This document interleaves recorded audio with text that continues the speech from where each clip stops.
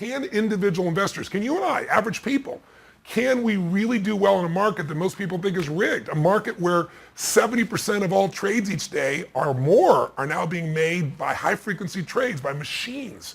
By the time it takes you to push that button to buy your Apple stock on E-Trade, somebody saw what you're doing and in microseconds bought and sold and made money off of you. Can you still make money? Here's the good news. The answer is yes, you can. But you got to educate yourself. You got to know not only what to look for, but to look out for. So you want to get yourself with someone who is legally responsible to put your needs ahead of their own. They're called a fiduciary. Now, most of us, 99% of the financial business is done by people that are brokers. Brokers can be called financial advisors, wealth advisors. There's more than 300 terms for everything. They don't want to call themselves a broker. And brokers can be great people. I mean, there's nothing wrong with them, but they work for a firm that's the house. Like you talk about the casino as the house. And the house is letting them sell things that they get the maximum return on. And since the average person can't read these disclosure documents and figure them out unless you've got a PhD in finance, you're never going to know all these additional fees. For example, in a 401k, there's an average of 17 other hidden fees besides the expense ratio, which is the number people think. They say, I'm charged 1% or I'm charged nothing. They're wrong. So you want to get in front of someone who is not a broker. You want to get in front of somebody that is what's called a fiduciary or a registered investment advisor, an RIA. And they're required. If they told you to buy Apple stock this morning and they buy it later this afternoon and they get a better deal, they have to give you their stock. That's how strong the law is. The broker has to find something suitable. It simply means he knows your goals and he did his best. He gave you an idea that he thought would work. You're never going to sue over that. You're not going to be able to. That's the difference, and that's why most people don't want to be a fiduciary.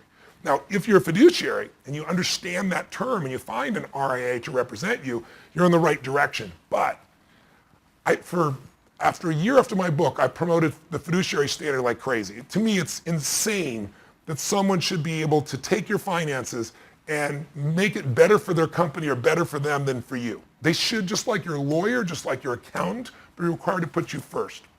But what I found out is all fiduciaries are not equal.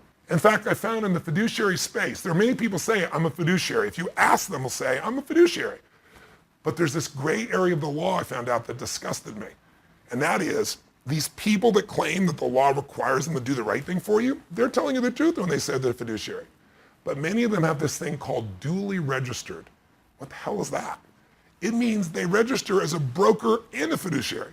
So they can be in the middle of a conversation, you think they're looking out for your best interests, and you like them, and they're telling you something, and in the middle of it, they can switch hats without telling you, and they can become a broker and sell you something where they're getting commissions on that can take away your entire financial future.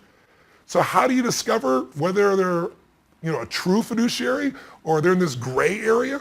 Well, the first thing I'd encourage you to do is just ask your current advisor one simple question. Say, are you affiliated in any way with a broker-dealer? Are you or is your firm affiliated with a broker-dealer in any way? If the answer is yes, regardless of what they tell you after that about being a fiduciary, then that person's going to act as a broker at times, and they're going to have the ability to sell you things that are not necessarily in your best interest. And you got to wake up to that. The second thing you can do is you can check out their business cards or their emails, and if anywhere in the fine print it says something like securities offered through this firm, that means they're really a broker. So all I can tell you is I was more than frustrated, and I wanted to recommend somebody that I could count on. So if you're going to go change your body, if you're going to deal with a disease or a health challenge, and you're smart, you're not going to listen to one opinion on how smart it is. You're going to get the very best and get another opinion. And that second opinion helps you make your own decision. So for free to get a second opinion on whatever you're investing in, there's someone there you can schedule a brief meeting with. They can do it by Skype or in person, and they can walk through and show you exactly what's going on and what your real options are. I really believe when it comes to money, you want a second opinion and you want it from the number one firm.